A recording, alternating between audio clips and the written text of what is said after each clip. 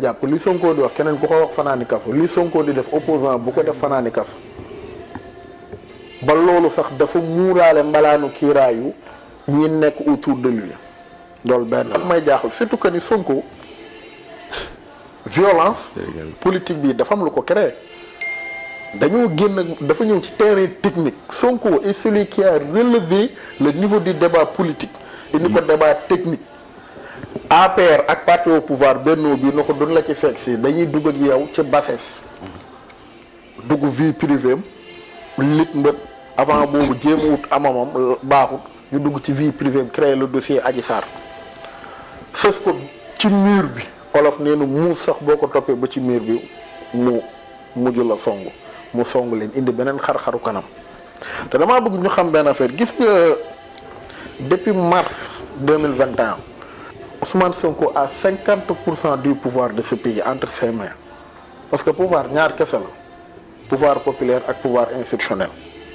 mars 2021 ba tey Sonko dafa téye pouvoir populaire bi bàyyi Macky Sall pouvoir institutionnel mooy décret ak nommé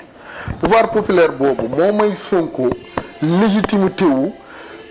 liberté de parole et d'action boo xam ne beneen opposant bu ko defee njàpp li Sonko di wax keneen ku ko wax fanaani kaso li Sonko di def opposant bu ko def fanaani kaso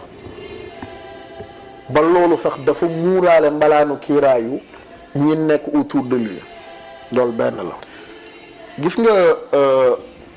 li nga xam ne mooy doole bi mu am ci avènement de mars yi bi problème bi amee ñu lever immunité parlementaire am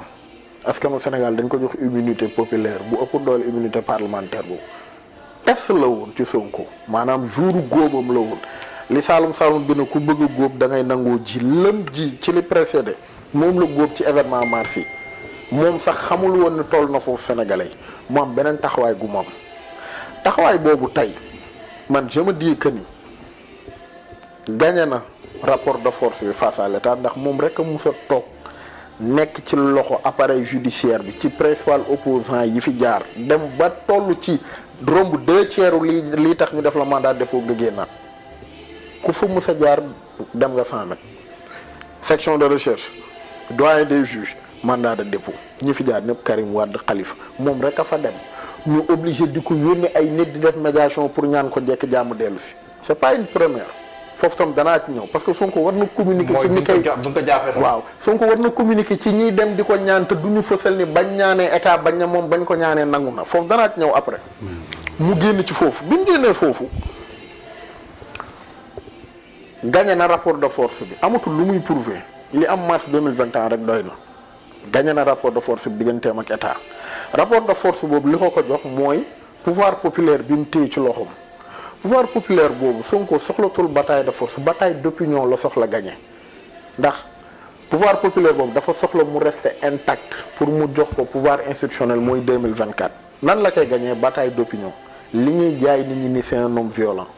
c'est un homme qui prône pas la paix ku bëgg taal dëkk bi la te loolu la gagné ci bis yi passé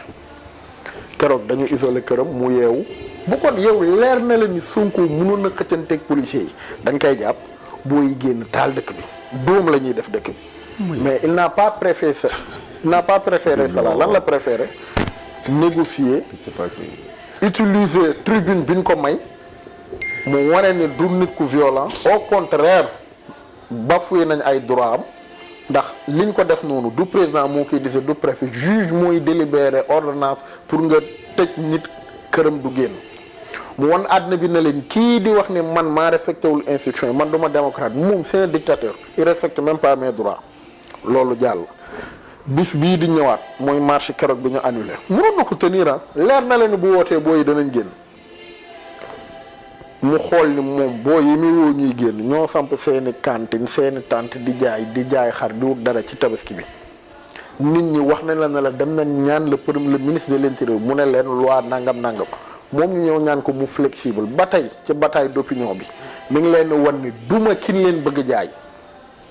bataille d'opinion boobu moom la soxla Sonko soxlatul rapport de force face à l'état gagné na ko bu yàgg